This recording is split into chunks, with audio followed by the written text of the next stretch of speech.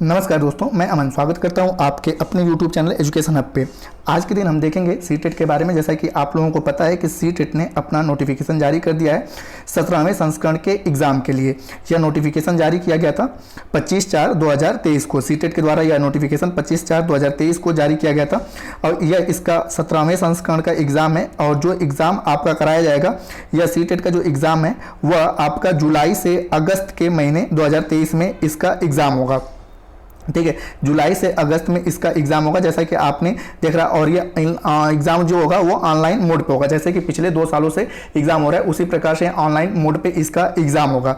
अब इसमें है कि इसके फॉर्म भरने की तारीख जो है वह 27/4/2023 यानी कि 27 अप्रैल 2023 से शुरू हो चुका है। आज है 28 अप्रैल और इसका जो एग्जाम फॉर्म भरने का अंतिम डेट है या फीस जमा करने की जो अंतिम डेट है वह 26/5/2023 है। ठीक है, और यह कब तक की रात के 12 बजे तक, यहाँ पे अलग लिखा 11:59 यानी कि रात के 12 बजे तक, ठीक है, इसका पेमेंट हो जाना चाहिए, अन्यथा आप इस फॉर्म को फिलअप नहीं कर पाएंगे। अब आगे की बात की जाए तो जैसा सभी ने पता है कि इसमें जनरल, ओबीसी, एसटी, एससी के फॉर्म की जो फीस है कि अगर आप जनरल और ओबीसी कैटेगरी से बिलोंग करते हैं और केवल एक फॉर्म भरते हैं तो इसका 1000 और दोनों फॉर्म भरते हैं तो 1200 रुपये। एससी, एसटी और विकलांग से आप बिलोंग करते हैं, एक फॉर्म भरते हैं तो 500 रुपये और दोनों फॉर्म भरते हैं तो 600 रुपये इसका लगता है।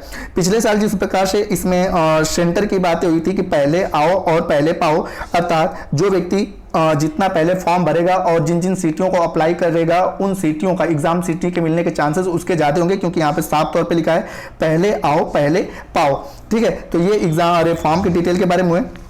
अब थोड़ी सी यहाँ पे वैधता के बारे में देख लेते हैं। तो वैधता जो है कि जैसा पता है आप लोगों को पिछले कुछ समय, ठीक है, सीटेट जो अपना सर्टिफिकेट देता था वह केवल 7 साल के लिए वैलिड होता था, लेकिन अभी वर्तमान समय में यह क्या है, आजीवन समय के लिए वैलिड है। तो अब आप एक बार सीटेट का एग्जाम देके, ठीक है, आजीवन इसको वैलिड, ठीक है। अब कोई आपको समस्या नहीं कि आपको बार बार एग्जाम देने की आवश्यकता है। वो अलग चीज़ है कि अगर आपको नंबर ज्यादा लेकर आना है तो आप बार बार दे सकते हो, अन्यथा अगर एक बार आप क्वालिफाई हो गए हो तो कोई आवश्यकता नहीं है। अब यहाँ पे इसके क्वालिफाइंग नेचर को देखते हैं। तो क्वालिफाइंग नेचर क्या है, तो यहाँ पर है कि अगर आप जनरल या ईडब्ल्यूएस कैटेगरी से बिलोंग करते हो तो सीटेट में जैसा कि सभी ने पता है कि पेपर फर्स्ट हो या पेपर सेकंड हो, इसमें कुल 150 अंक होते हैं और 150 क्वेश्चन होते हैं और प्रत्येक एक क्वेश्चन का नंबर जो होता है 1 होता है।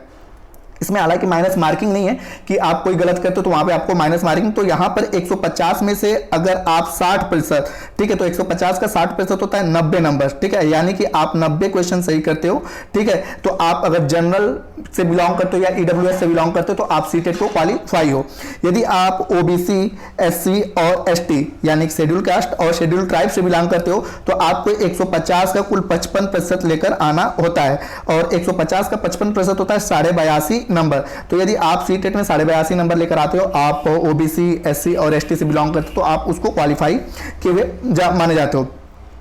अब यहाँ के थोड़ा सा ये देख लेते हैं कि पिछले साल जो आपका 2022-23 में एग्जाम हुआ था सीटेट का, उसका जो रिजल्ट आया था तो पेपर फर्स्ट में कितने लोग पास हुए थे, तो पेपर फर्स्ट में 40.74% लोग पास हुए थे, ठीक है, और पेपर सेकंड में जो पास हुए थे वो थे 29.46%। तो इसको बस ये दिखाने की चीजें हैं कि ओवर ऑल इंडिया में होता है और इसको जो सीटेट को है कि बहुत ज्यादा आसान भी नहीं है और जिस प्रकार से लोग टफ मानते हैं उतना टफ भी नहीं है। नहीं तो आप यहाँ पे देख सकते हो जो पढ़ने वाले लोग हैं अक्सर करके इस एग्जाम को क्वालिफाई कर जाते हैं और जो इसको बहुत आसान मार के चलते हैं वो बेसिक तौर पर इसमें फेल भी हो जाते हैं। तो इसलिए बेसिक तौर पर इन आंकड़ों को हम लेकर आए, इसको आप पीडीएफ में प्राप्त करके इन पूरे आंकड़ों को पढ़ सकते हो, कितने लोगों ने फॉर्म फिलअप किया था और कितने लोग इसमें क्वालिफाई हुए, ठीक है, और उसी प्रकार से सेकंड पेपर में कितने लोगों ने फॉर्म भरा था और कितने लोग क्वालिफाई हुए थे। तो यहाँ पे बस परसेंटेज देखिएगा कि भाई इसका जो परसेंटेज है ना बहुत ही कम बनता है। हाँ, पिछले जब तक ऑफलाइन पेपर होता था तो यह रेशियो भी बहुत कम होकर आता था, लेकिन ऑनलाइन पेपर में थोड़ी सी रेशियो बढ़ जाता है क्योंकि ऑनलाइन में नॉर्मलाइजेशन है।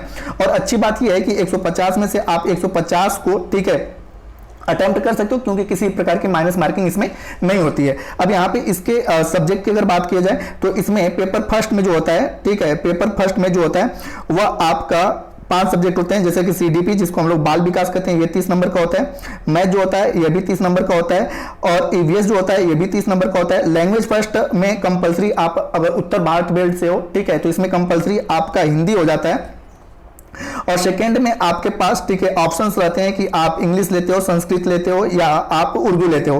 तो हिंदी भी 30 नंबर का होता है और इनमें से किसी एक को लेते हो तो ये भी 30 नंबर का होता है। तो टोटल आपका हो जाता है 150 नंबर। सिलेबस पे एक अलग से वीडियो बना के हम चर्चा करेंगे और एक एक पार्ट को चर्चा करेंगे कि आपको क्या क्या पढ़ना है और किन किन चैप्टरों से क्या क्या क्वेश्चन पूछे गए हैं, वो सीडीपी से हो, मैथ से हो, ईवीएस हो या लैंग्वेज फर्स्ट से हो या लैंग्वेज सेकंड से हो।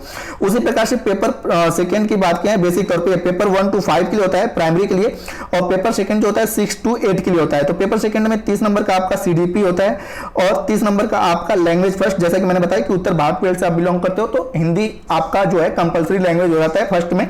और सेकंड में इसी प्रकार से आपके ऑप्शंस होते हैं कि आप इंग्लिश लेते हो, उर्दू लेते हो या संस्कृत लेते हो, ठीक है। तो ये भी 30 नंबर का होता है। और आप अगर बीएससी हो, ठीक है, आपने अगर बीएससी कर रखा है तो आप मैथ या साइंस भरोगे और इनसे 90 क्वेश्चन भरे जाते हैं, पूछे जाते हैं। या अगर आपने बीए या बीकॉम किया है तो आपको सोशल साइंस पूछा जाता है और इनसे 90 क्वेश्चन पूछे जाते हैं। तो ये भी कुल हो जाता है आपका 150 नंबर का। और इसमें पुनः मैं बता रहा हूं किसी प्रकार की कोई माइनस मार्किंग नहीं होती है। तो सिलेबस पे एक अलग वीडियो बनाएंगे, ये रहा बस केवल इसलिए कि अगर आपको फॉर्म की जानकारी है तो आप फॉर्म फिलअप कर ले और जितना जल्दी सकेंगे फॉर्म फिलअप करेंगे तो आपने जो सिटी पहला प्रायोरिटी दिया रहेगा वही सिटी आपको मिलेगी। तो उम्मीद करता हूं कि आपको यह इंफॉर्मेशन काफी पसंद आया होगा। सेकंड वीडियो में हम अच्छे से सीटेट के पेपर फर्स्ट और पेपर सेकंड के सिलेबस की चर्चा करेंगे। तो वीडियो के अंत तक बने रहने के लिए धन्यवाद। मिलते हैं सेकंड वाले वीडियो में जिसमें हम सिलेबस पे चर्चा करेंगे।